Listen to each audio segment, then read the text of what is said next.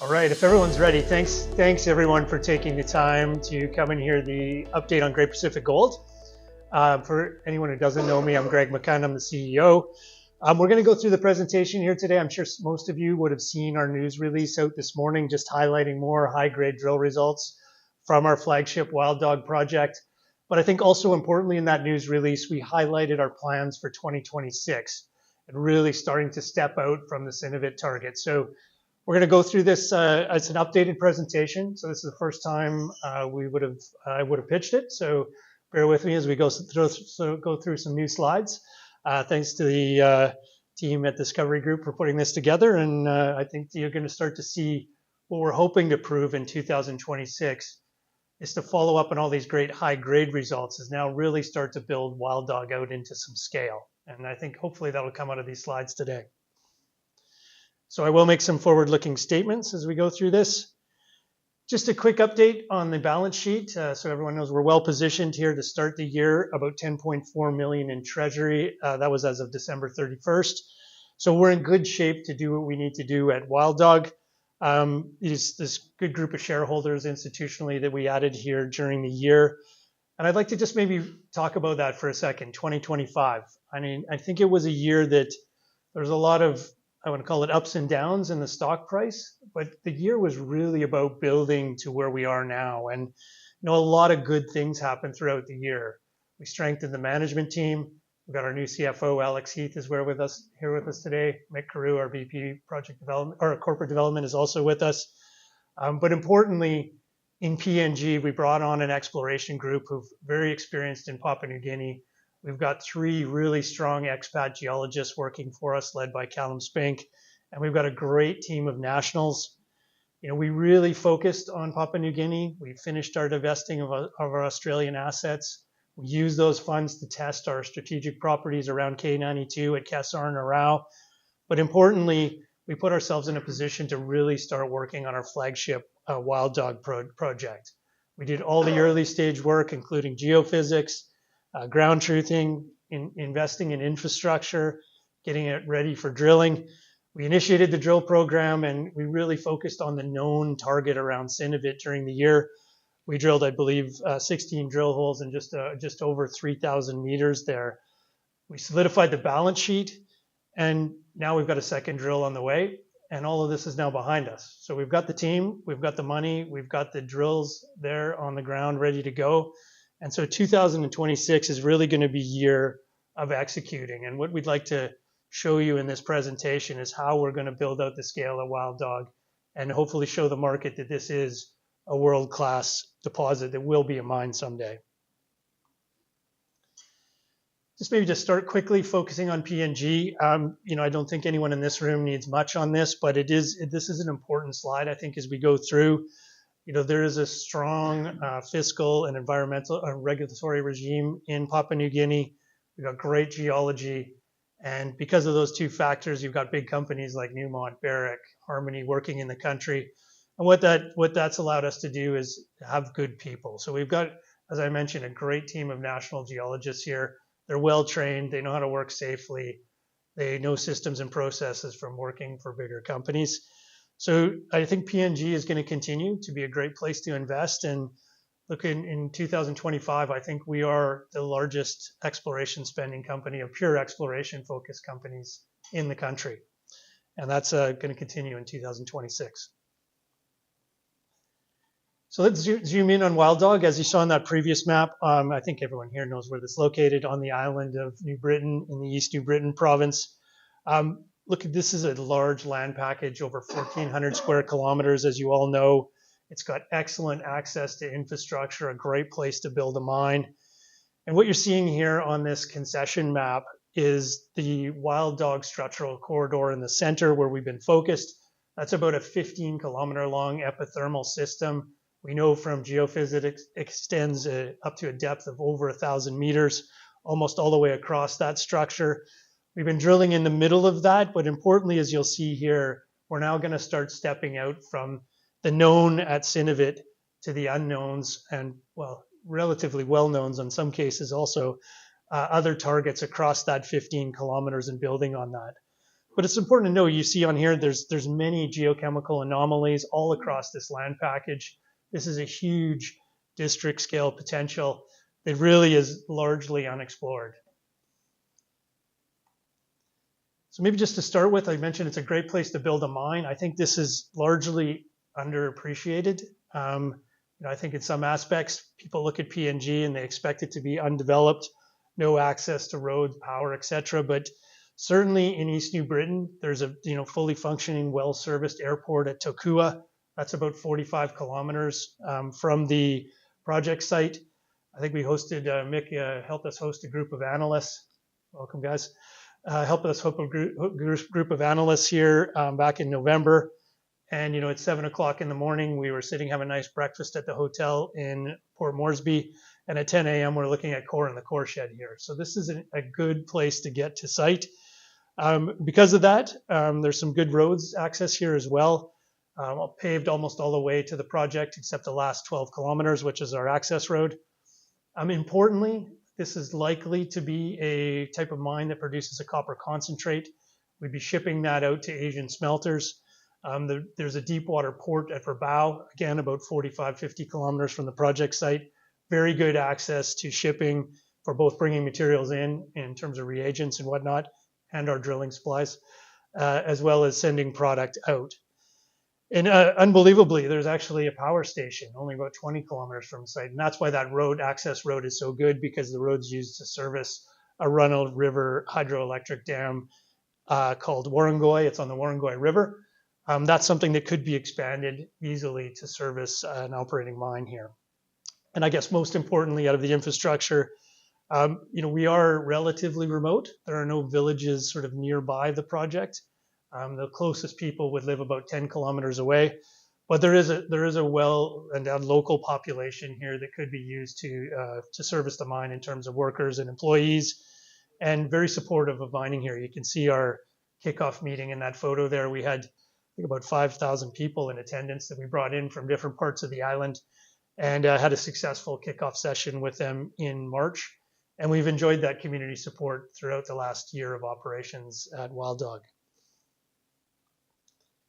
So I'm going to zoom in now on Synovit. This is where we spent the bulk of 2025, and I'll just highlight on here. This is a new looking cross section. This is also, long section. This is a long section looking west, so north is to the right on the page here. These color contours are gram per ton meter intervals. So the highest being the bright pink areas here. That's over 50 gram per ton meters, and obviously you would have seen today. We've had several drill intercepts in the high-grade chute at the northern sulfide area that have been over 100 gram per ton meters, including the one from this morning, which was hole 15, which hit 13.5 meters at 8.1 gram per ton.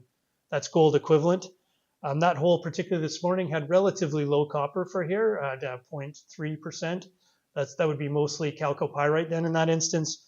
What you can see on the left-hand side here, we had some very high-grade copper holes in certain areas. There's a lot of bornite enrichment of that chalcopyrite.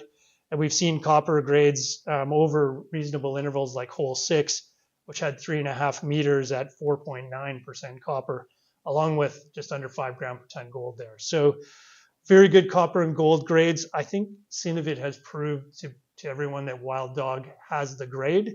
And what we're seeing emerging here is that there's a number of high-grade chutes. And so we've discovered 2 of these so far. The southern oxide zone on the left-hand side, or the south end of this section. The northern sulfide zone, where we're busy still drilling, that continues to be open at depth and to the north. And we've got 2 additional targets to the north of the northern sulfide zone, which have had some previous drilling, albeit shallow, with some nice high-grade results that have got the potential to be a 3rd and possibly a 4th high-grade chute along this 1.5 kilometer strike length that we call Synovit. That's about 10% of the overall strike length on the whole Wild Dog structural corridor. So I think the key now for our 2026 program is to start to step out from Synovit. And what I'd like to just maybe spend a little bit of time trying to show you a little bit more of what this high-grade chute looks like at Synovit, because I think that's something that maybe has been underappreciated by the market. They see the results, but perhaps, Jeff, they don't see the context of what this vein actually looks like, what scale it actually is. So We'll try a few of these graphics on for size. This is a series of cross sections through the northern sulfide zone. So you can see in plan view on the top right there, those cross sections are labeled A, B, C. This is a sort of a cartoon caricature, if you like, of the vein structure as we've modeled it. Again, the colors being gram per ton meter intervals, with a pink being the highest. You can see the front section there, that's the southernmost section. We're looking north on this. These are cross sections, stepping through the deposit A, B, C, moving from the south towards the north. These sections are about 75 meters apart. So we're looking at, call it a few hundred meters of the center of the northern sulfide zone. So hole 15, which you can see on the front section, section A, there's a couple of historical holes above it. Hole 15 was the deepest hole that's been drilled on the project to date. It was 50 meters below the last intercept that we had. And it seems and appears that the grade is getting stronger as we go deeper. So hole 17, which you can see there, is in progress. That's another 50 meters below that. So let's hope that continues. We have finished that hole as of this morning. I think we've capped it this morning, starting to pull out. We did intercept about 15 meters of mineralization that visually looks very good. So let's hope that that's another repeat of what we saw announced in 15 this morning. And then as we step towards the north, holes 14 and 8, those were, 8 being the I guess highlight reel hole, if you like. That was the 8.5 meters at 50 gram per ton gold equivalent. Some very high grades in that area. As we go further to the north, hole 7, and then hole 16, which you can see is a much deeper hole. That's a deep hole to the northern part of the north sulfide zone. We've got that in the lab right now, results pending. I'd say we're cautiously optimistic about that. The grades seem to trend more towards the southern part of this northern sulfide zone. So probably hole 17 we're more excited about than maybe hole 16. But let's see how it looks.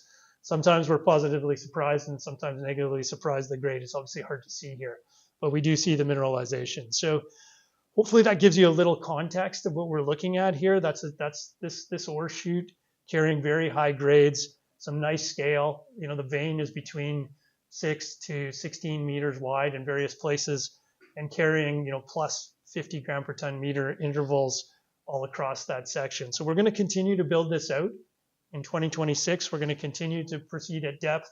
We're going to continue to step out to the north with one drill rig. So this drill rig that's on here now is going to stay on here. And then with the second rig, we're going to start to test some additional targets. And so again, this is a new graphic. This is a long section again, with synovite in the middle, where you see those colored contours. And this is the same color scheme as was on the previous cross section, so gram per ton meter intervals. What we're going to start testing is, again, high priority, but also high confidence level targets. Kawasuki sits about 1.5 kilometers to the north. You can see with those colored intervals there, very likely another high grade shoot there. We're starting to add these to our repertoire. That's shallow drilling that was done historically, hasn't really been drilled below 100 meters. So we're going to start to flush out Kawasuki with our second drill rig in 2026. And then all along to the south, this is now about a 4.5 kilometer section. So call it 3 times the length of the synovite target. There's been shallow drilling, there's been historical test work that's been done, trenching, etc. We've got other priority targets, one of them called Mengmit. We're going to start connecting these, and then we're starting to infill the gap. So hopefully what you can see from this is even just over this 4.5 kilometers, there's the potential here for possibly 1 million ounces at synovite itself in that high grade shoot. And then as we start to build and increase the volume of these high grade shoots, those ounces are going to start to build up. And so the objective of drill rig number 2 is prove up the scale. Start to add more synovites into the portfolio, and eventually in what will lead to a resource. And what we've been working on over the last, let's call it 3 to 4 months, what to do with this second rig is really developing a pipeline. And so this graphic here is meant to show you, again, we're looking at the Wild Dog structural corridor here in plan view. We're looking at a pipeline on the left, I like to call it. If you can imagine targets coming in from the left-hand side and flowing through the pipe, and what you do to move them across that pipe is exploration work. So Synovit being our most advanced target, that's on the right-hand side of this pipeline. That's in resource development right now. We're by no means doing a resource drill out there, an infill drilling program. We're still expanding that resource. So all the drilling with drill rig number 1 that's going to continue there is going to be expansion resource drilling. But we've got advanced targets now that are ready for drilling. Those yellow circles, the big yellow circles that you see, those are drill ready. Those are the 3 priority targets that rig number 2 is going to hit.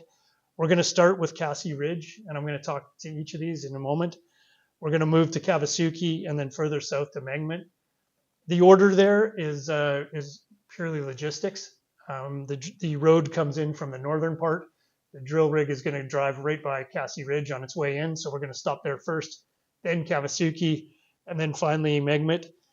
Those triangles that you see in orange there, those are also advanced targets. Those are ready for drilling, maybe with a little bit more work to be done. Jeff, yeah? So we've got a slide on each of those. I'm going to show you. We've got between 3 and 5 holes and between 800 to 1,500 meters on each of those targets to start. And then obviously success dependent, we'll keep going. And then further to the left here, it's just important. I want to give you the feeling here that this structural corridor. You can see those small black squares dotted all across this 15 kilometers. These are all known targets. So the targets that are in target testing, those have got geochemistry, mapping. You know, they need a little bit more work to be ready for drilling, but that's while we're busy drilling with 2 rigs, we're going to be moving those target testing targets along into the advanced target stage, so they'll be ready for coming in for drilling behind that. And on the far left, these target definitions, those are ones with less work. So they may be geophysical anomalies. They may be some surface geochemistry that leads us to believe those are good targets. There's veins outcropping that have been mapped, but they need significantly more work to be brought along. So what I want to leave you with the impression of here is this is a lot more to Wild Dog than Synovit, a lot more. And then this has got the potential here, as we've always said, to be a very large scale, high grade epithermal system. Now it's just a matter of us bolting down and doing the work. We've got the work in front of us. Now it's just executing it. So I'm just going to spend a few minutes. I'm going to touch on those 3 large orange circles that you see, talking about what we're going to do with drill rig number 2. I think that's going to be important because it's going to drive news flow in the first half of this year, obviously along with rig number 1 continuing to drill out Synovit. But I'll start with Cassie Ridge. This might be a new name from some of you who know this more closely than others. It's a target that has never had drilling on it before.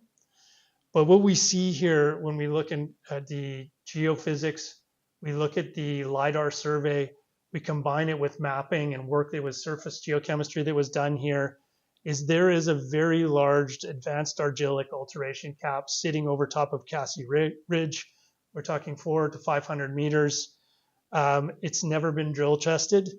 What's shown up on the geophysics, and so what you're looking at here is now we've gone and processed the mobile MT geophysics. This is a resistivity inversion underneath of Cassie Ridge. You can see the proposed drill hole that's sitting on here. The epithermal sulfide mineralization is going to show up with very bright pinks on this. That's very low resistivity. So the legend has also been inverted from conductivity. And what we see here is an interception of major structural lineaments, an intercept. We see the advanced argillic assemblage with all the right types of minerals in it that would indicate a high temperature sulfidation epithermal system. So what we're mapping here, what we're outlining is a section that may be a very large porphyry that's sitting down deep below that in the bright red at depth, with this cap that fits perfectly with the high sulfidation model sitting on top of it. So this is an incredibly exciting target. If this was the only thing we had to drill, it would still be exciting. The fact that it's about 4 kilometers north of where we're busy drilling off resources, it really is I think there could really be a significant amount of news flow generated out of this, and 1 or 2 good drill holes in this in early 2026 that hopefully will set the tone for the whole year. So we do have multiple holes proposed here. We'll see what the results coming out of the first ones are, but this has got the potential to broaden Wild Dog to really show the district scale potential of it. Greg, is it simply a gold target, or do you think it could be a copper gold target? I think definitely both, Michael. Yeah, that's got all the right signatures for both. More of the same.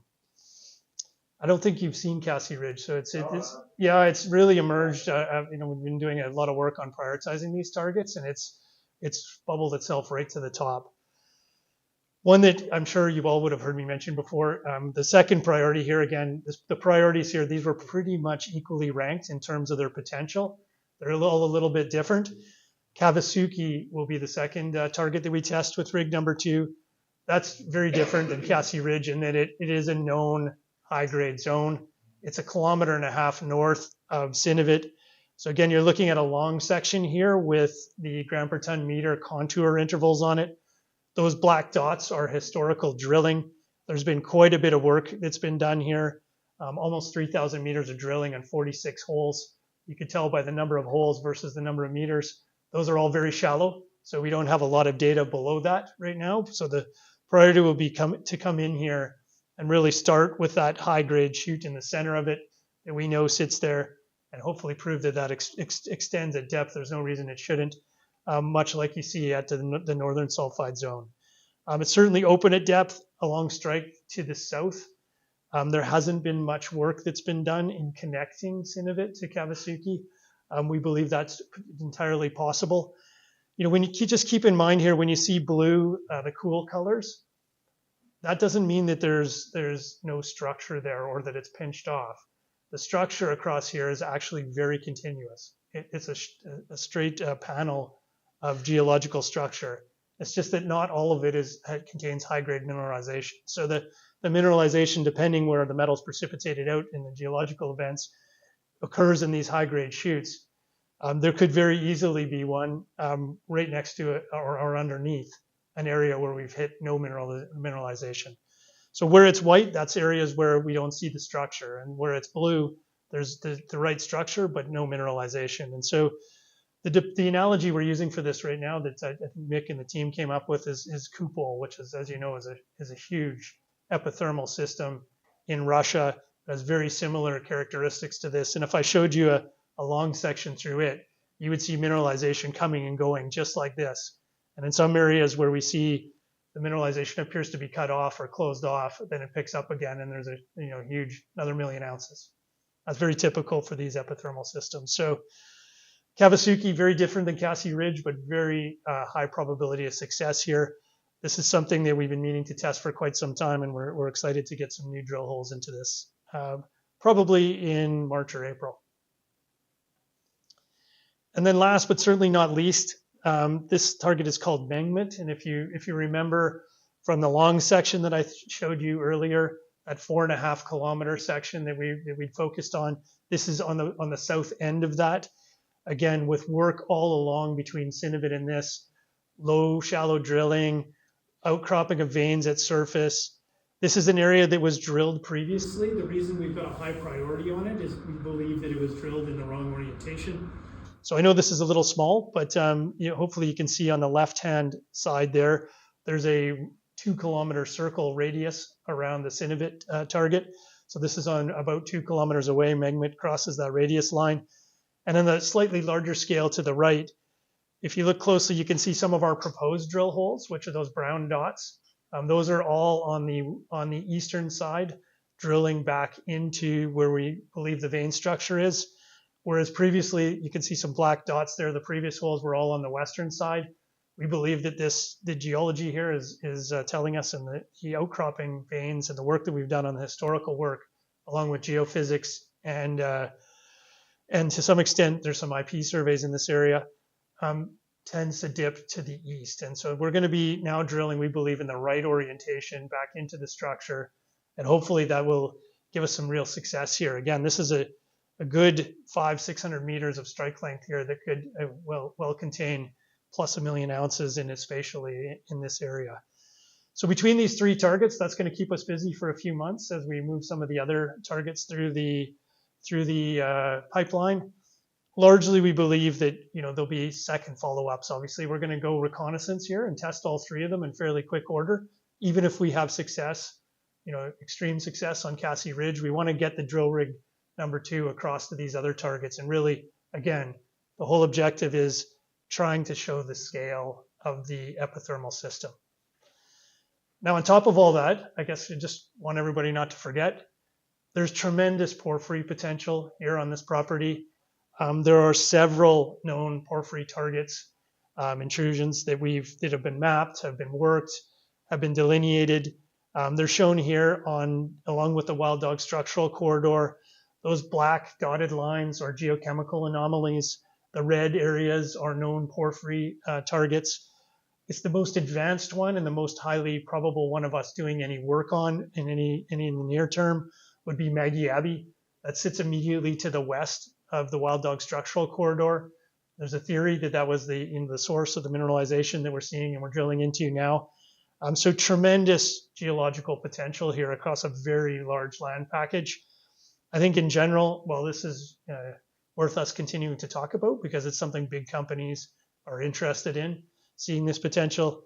You're unlikely to see us do much work on these porphyries other than low levels surface work, preparing them, trying to understand them. We've got a team that's working on this, but it's a small team. The bulk of our spending in 2026 is all going to be focused on drilling and drilling epithermals. So just to wrap up with that, I think hopefully you've come away from the message that is what we're trying to show and prove to the market here.